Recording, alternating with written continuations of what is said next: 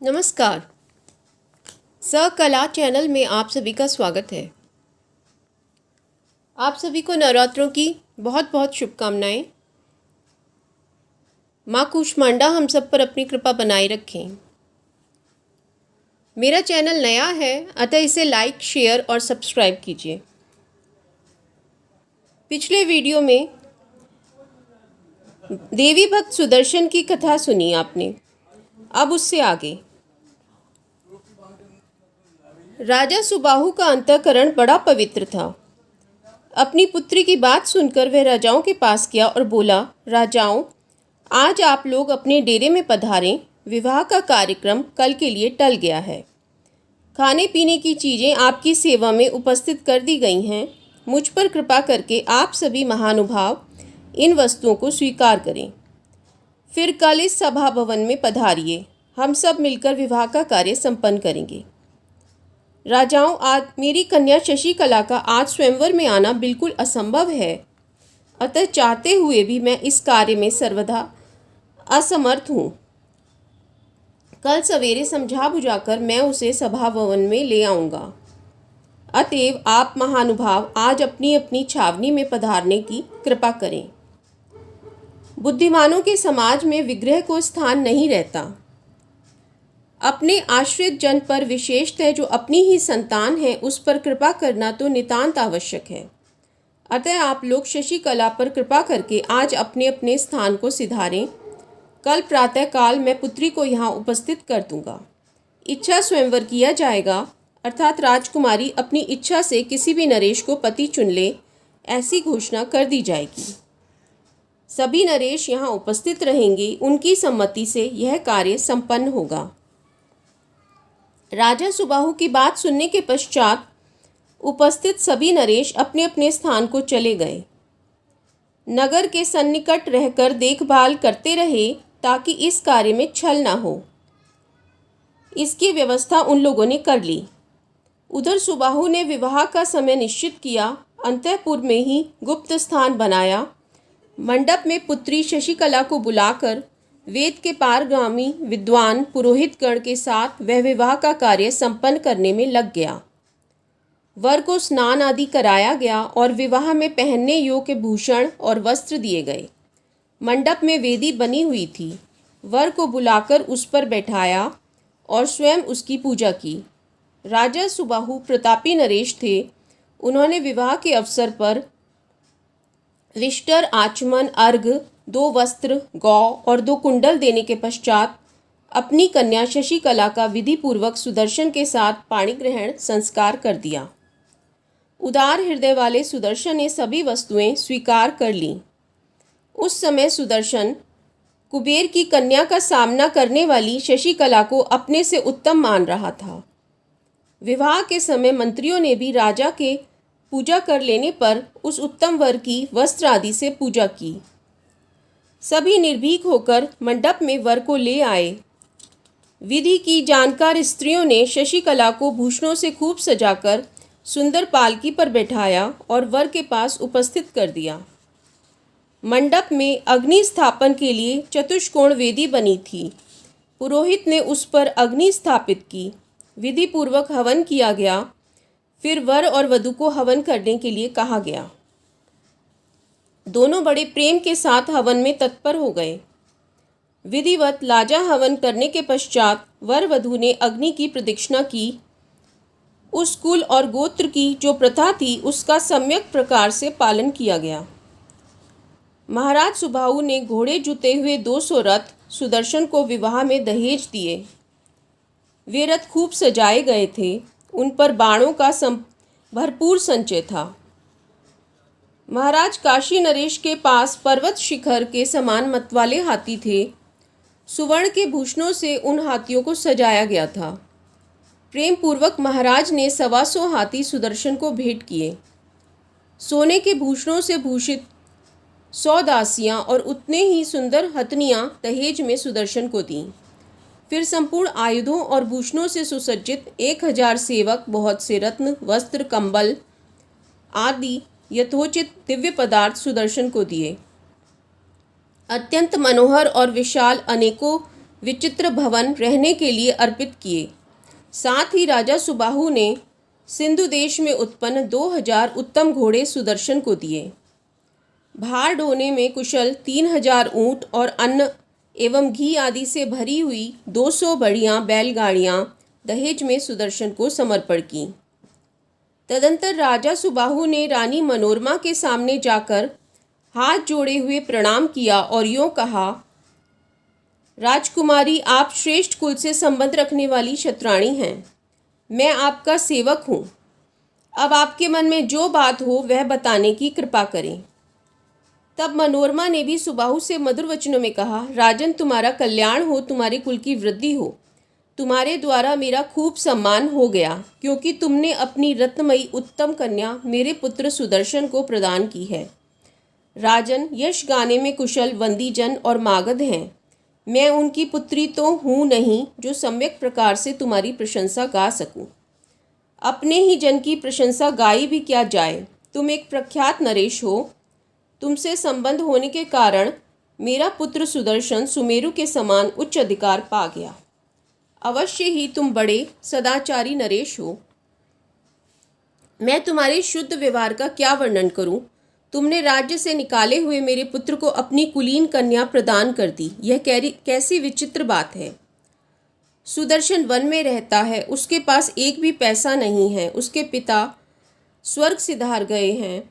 साथ में सेना भी नहीं है। वह केवल फल का खाकर गरीबी से जीवन व्यतीत करता है। फिर भी इन सभी नरेशों को छोड़कर तुमने अपनी गुणवती सुंदरी कन्या का इसके साथ विवाह किया है। यह क्या साधारण बात है। धन, कुल और बल में जो बराबर होता है उसी के साथ संबंध करने का नियम है। इस स्थिति में मेरे निर्धन पुत्र को भला कौन अपनी कन्या दे सकता था। अत्यंत आदरणीय और पराक्रमी इतने नरेश आए हुए हैं। तुमने सभी से वैर मोल लेकर मेरे पुत्र को अपनी कन्या दी है। तुम्हारी इस धीरता की मैं क्या सराहना करूं। मनोरमा के वचन सुनकर सुबाहु के मन में अपार प्रसन्नता हुई। हाथ जोड़कर वह पुनः मनोरमा से कहने लगा, मेरा यह राज्य अत्यंत प्रसिद्ध है, आप इसे स्वीकार करें। अब से मैं सेनाध्यक्ष होकर रहूँगा। ऐसा करना असंभव हो तो आधा राज्य ही ले लें, फिर अपने पुत्र के साथ रहकर राजसी भोग भोगें। अब काशी में ना रहकर किसी वन या ग्राम में रहें। यह मेरी सम्मति से विरुद्ध है। हाँ, राजाओं का कोप करना निश्चित है, किंतु मैं पहले जाकर उन्हें समझा बुझाकर शांत करूँगा। इसके बाद दान और दंड, ये 2 उपाय हैं, इनसे काम लूँगा। इतने में भी वे अनुकूल नहीं होंगे तो संग्राम छिड़ जाएगा।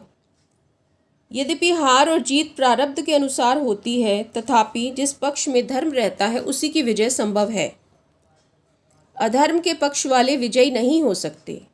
अतः अधर्म का अनुसरण करने वाले उन राजाओं की मनचाही बात कैसे सफल हो सकती है। सुबाहु की वाणी बड़ी सारगर्भित थी। उसे सुनकर मनोरमा हितकारक वचन कहने लगी। सुबाहु ने मनोरमा का पर्याप्त सम्मान किया था, अतएव वे आनंद में निमग्न थी। मनोरमा ने कहा, राजन, तुम्हारा कल्याण हो। तुम निर्भय होकर अपने पुत्रों के साथ राज्य करो।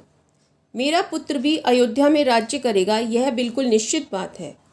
अब मुझे यहाँ से अपने घर जाने के लिए आज्ञा दो। भगवती जगदम्बिका तुम्हारा कल्याण करेंगी। राजन, परम आराध्या भगवती जगदम्बा का मैं भली भांति चिंतन करती हूँ। मेरे विषय में तुम्हें कुछ भी चिंता करने की जरूरत नहीं है। इस प्रकार राजा सुबाहु और मनोरमा की बातें होती रहीं। उनकी वाणी अमृत के समान मधुर थी। बातचीत होते होते रात बीत गई, सवेरा हो गया। जब नरेशों को यह पता लगा कि विवाह हो गया, तब तो उनकी क्रोधाग्नि दधक उठी। वे नगर से बाहर निकलकर कहने लगे, सुदर्शन निश्चय ही राजकुमारी शशिकला के साथ विवाह करने में अयोग्य है। हम आज ही उस कलंकी राजा सुबाहु और कुमार सुदर्शन को मारकर राज्य लक्ष्मी सहित शशिकला को छीन लेंगे, अन्यथा लज्जित होकर कैसे अपने भवनों पर जाएंगे। आप सब लोग सुन लें, ढोल मृदंग शंख बज रहे हैं, गीत गाए जा रहे हैं, अनेकों प्रकार की वेद ध्वनियाँ गूंज रही हैं। इससे यह स्पष्ट सूचित हो रहा है कि राजा सुबाहु ने विवाह की विधि पूरी कर दी है। हमें बातों से ठगकर वैवाहिक विधि का संपादन करके अवश्य ही पाणी ग्रहण संस्कार कर दिया गया है। राजाओं, अब हमारा क्या कर्तव्य है, इस विषय में सब सोचें और फिर जो निर्णय हो वही करें। इस प्रकार राजाओं में परस्पर बातचीत हो रही थी। इतने में अप्रतिम प्रभावशाली काशी नरेश महाराज सुबाहु कन्या का पाणी ग्रहण संस्कार संपन्न करके निमंत्रित करने के लिए राजाओं के पास पहुँचे। महाराज के साथ बहुत से प्रतापी सुहृद भी थे। काशी नरेश सुबाहु को आते देख उपस्थित नरेशों ने कुछ भी नहीं कहा। क्रोध से मौन होकर चुपचाप वे बैठे रहे। राजा सुबाहु सामने गए। उन्होंने हाथ जोड़कर प्रणाम किया और कहा, सभी महाराज, भोजन करने के लिए मेरे घर पर पधारने की कृपा करें। कन्या ने तो उस राजकुमार सुदर्शन को पति बना लिया है। मैं इस विषय में अच्छा बुरा क्या कर सकता हूँ। अब कृपा करके आप लोग शांतिपूर्वक कार्य करें, क्योंकि महान पुरुषों का स्वभाव ही दया करना है। महाराज सुबाहु की बात सुनकर राजाओं का सर्वांग क्रोध से तमतमा उठा। वे बोले, राजन, हम भोजन कर चुके, अब तू अपने घर जा। तुझे जो कुछ जचा वह तूने कर लिया। जो कार्य अभी बाकी है जाकर उन्हें भी कर ले। राजा सुबाहु शंकित होकर घर की ओर मुड़े। वे सभी प्रख्यात नरेश कुपित हो गए और इनके भीतर क्रोध की आग भभक रही थी। पता नहीं ये क्या कर डालेंगे, इस प्रकार की चिंताधारा में सुबाहु गोता खाने लगा। सुबाहु के चले जाने पर राजाओं ने अपना आगे का यह कर्तव्य निश्चित किया कि हम लोग रास्ता रोककर डट जाएं और सुदर्शन को मारकर कन्या को छीन लें। कुछ ऐसे न्यायशील नरेश भी थे जिन्होंने कहा, हाँ, अरे उस राजकुमार सुदर्शन से हमें क्या वैर चुकाना है। यहाँ का सब दृश्य देख लिया, अब जैसे आए थे वैसे ही घर लौट चलना चाहिए। तदंतर विरोधी राजा मार्ग रोककर डट गए। उधर महाराज सुबाहु अपने भवन पर जाकर आगे की जो विधियां शेष थीं उन्हें पूर्ण करने में लग गए। उस समय महाराज सुबाहु भक्तिपूर्वक विधि के साथ 6 दिनों तक सुदर्शन को प्रीति भोज देने में व्यस्त रहे। यूं विवाह के सभी कार्य संपन्न करने के पश्चात राजा सुबाहु ने मंत्रियों से परामर्श करके समुचित दहेज दिया। इधर उन अमित प्रतापी नरेश को जब दूतों द्वारा पता लगा कि विरोधी राजाओं ने मार्ग रोक रखा है, तब उनके मुख पर उदासी छा गई। यह देखकर श्रेष्ठ व्रत का पालन करने वाले सुदर्शन ने अपने ससुर महाराज सुबाहु से कहा, आप अभी हमें जाने की आज्ञा दीजिए, हम निशंक होकर चले जाएंगे। श्री भरद्वाज जी के पवित्र आश्रम पर जाकर वहीं सावधानी के साथ सदा रहने के लिए स्थान का विचार कर लेंगे। आप राजाओं से कुछ भी भय न करें, भगवती जगन माता सदा ही हमारी सहायता करेंगी। राजा सुबाहु ने अपने जामाता सुदर्शन की बात पर विचार किया और माँ जगदम्बा के भरोसे तुरंत धन देकर उसकी विदाई की व्यवस्था कर दी। सुदर्शन वहाँ से चल पड़े। पीछे से महाराज सुबाहु भी एक विशाल सेना लेकर साथ हो लिए। उस समय सुदर्शन विवाह संस्कार से संस्कृत होकर निर्भीकता पूर्वक मार्ग से जा रहे थे। सुदर्शन में भी असीम शक्ति थी। अपनी पत्नी के साथ वे रथ पर बैठे थे। उनका रथ अन्य रथों से घिरा हुआ था। जाते समय सुदर्शन की दृष्टि राजाओं की सेना पर पड़ी। सुबाहु के नेत्र भी उन सेनाओं पर पड़े। देखकर उनके मन में बड़ी घबराहट उत्पन्न हो गई, किंतु सुदर्शन ज्यों के त्यों प्रसन्न रहे। उन्होंने विधि पूर्वक भगवती जगदम्बिका का ध्यान किया और वे सर्वतोभाव से उनके शरणापन्न हो गए। एक अक्षर वाला काम बीज मंत्रों में अपना सर्वोत्तम स्थान रखता है। सुदर्शन ने इसी मंत्र का जप आरंभ कर दिया और उसके प्रभाव से वे नवविवाहिता पत्नी के साथ निर्भय बने रहे। उनका शोक भय सदा के लिए शांत हो गया था। इतने में विरोधी सभी नरेश अत्यंत कोलाहल करके राजकुमारी को छीनने के विचार से सेना सहित आगे उमड़ आए। काशी नरेश महाराज सुबाहु उन्हें देखकर उन पर प्रहार करने के लिए तैयार हो गए, किंतु विजयाभिलाषी सुदर्शन ने उन्हें इस कार्य से रोक दिया। फिर भी एक दूसरे को मारने की अभिलाषा रखने वाले राजाओं में और सुबाहु में युद्ध की योजना बन गई। शंख नगाड़े और भेरियां बज उठीं। शत्रुजित अपने सैन्य बल से संपन्न होकर सुदर्शन को मारने के लिए सम्रांगण में उपस्थित हुआ। उसका नाना युधाचित सहायक बनकर कवच पहने हुए खड़ा था। तदंतर युधाचित आगे बढ़कर सुदर्शन के पास जा पहुंचा। शत्रुजित सुदर्शन का भाई था, फिर भी सुदर्शन को मारने के लिए वह भी युधाचित के साथ वहां पहुंच गया। क्रोध के वशीभूत होकर वे तीनों तीक्ष्ण बाणों से एक दूसरे पर प्रहार करने लगे। घमासान युद्ध आरंभ हो गया। तुरंत काशी नरेश महाराज सुबाहु भी अपने जमाता सुदर्शन की सहायता करने के लिए विशाल सेना के साथ वहां पहुंच गए। इस प्रकार रोमांचकारी भीषण संग्राम होने लगा। इतने में अकस्मात सिंह पर बैठी हुई भगवती दुर्गा वहां साक्षात प्रकट हो गईं। उनकी भुजाएं भांति भांति के आयुधों से विभूषित थीं। उनका मनोहर विग्रह उत्तम आभूषणों से अलंकृत था। वे दिव्य वस्त्र पहने हुए थीं। मदार के फूलों की माला गले में शोभा पा रही थी। उस समय भगवती को देखकर वे सब के सब नरेश अत्यंत आश्चर्य में पड़ गए। कहने लगे, सिंह पर बैठी हुई ये देवी कौन है और कहाँ से प्रकट हो आई हैं? सुदर्शन ने भगवती के दर्शन पाकर महाराज सुबाहु से कहा, राजन देखिए, ये परम आराध्या माँ भगवती मुझ पर कृपा करने के लिए यहाँ पधारी हैं। इनकी झांकी बड़ी अनुपम है। ये अत्यंत दयालु हैं। महाराज, मैं इनकी कृपा से निर्भय हूँ। तत्पश्चात सुदर्शन और सुबाहु दोनों निर्भय होकर प्रसन्न वदना भगवती दुर्गा का दर्शन करके प्रसन्नतापूर्वक उन्हें प्रणाम करने लगे। सिंह बड़े जोर से गर्ज उठा। उसकी गर्जना से सेना के हाथी कांपने लगे। भीषण आंधी चलने लगी। दिशाएं अत्यंत भयंकर हो गईं। तब सुदर्शन ने अपने सेनाध्यक्ष से कहा, उस मार्ग से आगे बढ़ो जहां राजा लोग डटे हैं।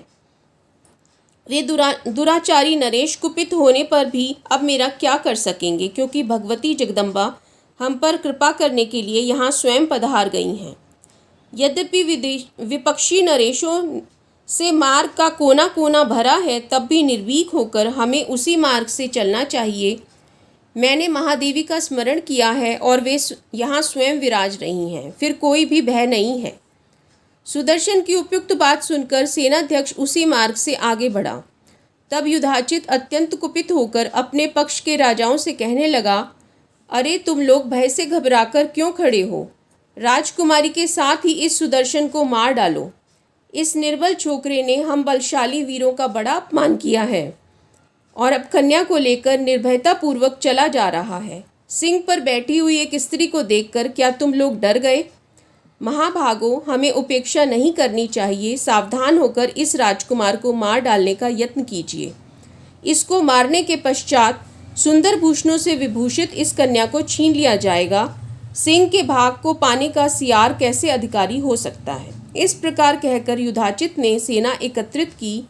वह क्रोध से तमतमा उठा था। शत्रुजित को साथ लेकर वह युद्ध करने के लिए सामने उपस्थित हो गया। तुरंत बहुत से तीक्ष्ण बाण धनुष पर चढ़ाए और धनुष को कान तक खींचकर उसने बाणों को छोड़ना आरंभ कर दिया। युधाचित की बुद्धि बड़ी ही खोटी थी। मार डालने की इच्छा से सुदर्शन पर वह भीषण बाण वर्षा करने लगा। सुदर्शन भी आते ही उन बाणों को अपने बाणों से काटने में संलग्न हो गए। इस प्रकार युद्ध होने लगा। तब भगवती दुर्गा क्रोध से तमक उठी। उन्होंने युधाचित को लक्ष्य करके बाण बरसाने आरंभ किए। उस समय भगवती जगदम्बा अनेक रूपों से विराजमान थी। उन्होंने अपने हाथों में तरह तरह के आयुध धारण कर रखे थे। अत्यंत भयंकर युद्ध हुआ। कुछ ही देर में युधाचित और शत्रुजित दोनों रथ से गिर पड़े और उनकी जीवन लीला समाप्त हो गई। युधाचित और शत्रुजित दोनों जब युद्ध में काम आ गए, तब अन्य सभी राजाओं को महान आश्चर्य हुआ। उन दोनों का निधन देखकर सुबाहु के आनंद की सीमा न रही। फिर दुख दूर करने वाली भगवती दुर्गा को प्रसन्न करने के लिए महाराज सुबाहु उनकी स्तुति करने लगे। सुबाहु बोले, जगत को धारण करने वाली देवी को नमस्कार है। भगवती शिवा को निरंतर नमस्कार है। भगवती दुर्गा संपूर्ण कामनाएं पूर्ण कर देती हैं, उन्हें बार बार नमस्कार है। कल्याणमयी माता शिवा, शांति और विद्या, ये सभी तुम्हारे नाम हैं। जीव को मुक्ति देना तुम्हारा स्वभाव है। तुम जगत में व्याप्त हो और सारे संसार का सृजन तुम्हारे हाथ का खेल है। तुम्हें बार बार नमस्कार है। भगवती जगन्माता, मैं अपनी बुद्धि से विचार करने पर भी तुम्हारी गति को नहीं जान पाता। निश्चय ही तुम निर्गुणा हो और मैं एक सगुण जीव हूँ। तुम परमा शक्ति हो। भक्तों का संकट टालना तुम्हारा स्वभाव है। आज तुम्हारा स्वभाव प्रकट हो गया। मैं क्या स्तुति करूँ। तुम भगवती सरस्वती हो। तुम बुद्धि रूप से सबके भीतर विराजमान हो। संपूर्ण प्राणियों में विद्यमान मति, गति, बुद्धि, विद्या सब तुम्हारे ही रूप हैं। मैं तुम्हारी क्या स्तुति करूं, जबकि तुम सबके मनों पर तुम्हारा ही शासन विद्यमान है। तुम सर्वव्यापक हो, अतः तुम्हारी क्या स्तुति की जाए। माता, ब्रह्मा, विष्णु और महेश ये प्रधान देवता माने जाते हैं। ये सभी तुम्हारी निरंतर स्तुति गाते रहे, फिर भी तुम्हारा पार नहीं पा सके। फिर मंद बुद्धि, अप्रसिद्ध, अवगुणों से ओतप्रोत मैं एक तुच्छ प्राणी कैसे तुम्हारे चरित्र का वर्णन कर सकता हूँ। आहा, संत पुरुषों की संगति क्या नहीं कर डालती, क्योंकि इससे चित्त के विकार दूर हो जाते हैं। मेरे जामाता सुदर्शन तुम्हारे भक्त हैं और उनके संग के प्रभाव से आज मुझे भी तुम्हारे दिव्य दर्शन प्राप्त हो गए। ब्रह्मा, विष्णु, महेश, इंद्र सहित सभी देवता और मुनि रहस्यों के पूर्ण जानकार हैं। माता, वे भी तुम्हारे जिस दुर्लभ दर्शन के लिए लालायित रहते हैं, वही दर्शन शम, दम और समाधि से शून्य मुझ साधारण व्यक्ति को सुलभ हो गया। भवानी, कहाँ तो मैं प्रचंड मूर्ख और कहाँ तुम संसार से मुक्त कर देने वाली अद्वितीय औषध तुम्हारी झांकी। देवी, तुमसे कोई बात छिपी नहीं है। सबके सभी भाव तुम्हें ज्ञात हैं। देवगण सदा तुम्हारी आराधना करते हैं। भक्तों पर दया करना तुम्हारा स्वभाव है, इसी से मुझे भी ये अवसर सुलभ हो गया। देवी, मैं तुम्हारे चरित्र का क्या बखान करूं, जबकि ऐसी कठिन परिस्थिति में तुमने इस सुदर्शन की रक्षा कर ली। सुदर्शन के वे दोनों शत्रु बड़े ही पराक्रमी थे, तुमने उनका प्राण हर लिया। भक्तों पर दया करने वाला तुम्हारा यह चरित्र परम पावन है।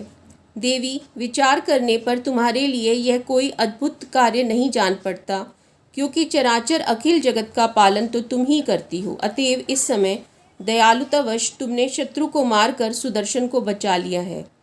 भगवती, तुमने सेवापरायण भक्त के यश को अत्यंत उज्जवल बनाने के लिए ही यह चरित्र रचा है। अन्यथा मेरी पुत्री का पाणी ग्रहण करके यह अयोग्य सुदर्शन युद्ध में कैसे सफलता प्राप्त कर सकता था। माता, तुमने अपने भक्त को जन्म मरण आदि के भय से मुक्त कर देने में तुम अपने भक्त को जन्म मरण आदि के भय से मुक्त कर देने में समर्थ हो। फिर उसके लौकिक मनोरथ पूर्ण कर देने में कौन सी बड़ी बात है। भक्तजन तुम्हें असीम पाप और पुण्य से रहित सगुण और निर्गुण बताते हैं। समस्त भूमंडल पर शासन करने वाली देवी, निश्चय ही तुम्हारे दर्शन पाकर मैं बड़भागी, कृतकृत्य और सफल जीवन बन गया। माता, ना मैं तुम्हारा बीज मंत्र जानता हूँ, न भजन ही। आज तुम्हारा प्रभाव सामने प्रकट होने से मैं इससे पूर्ण परिचित हो गया। इस प्रकार स्तुति करने पर कल्याण स्वरूपिणी भगवती जगदम्बा प्रसन्न हो गईं। तब उन्होंने महाराज सुबाहु से कहा, सुव्रत, वर मांगो।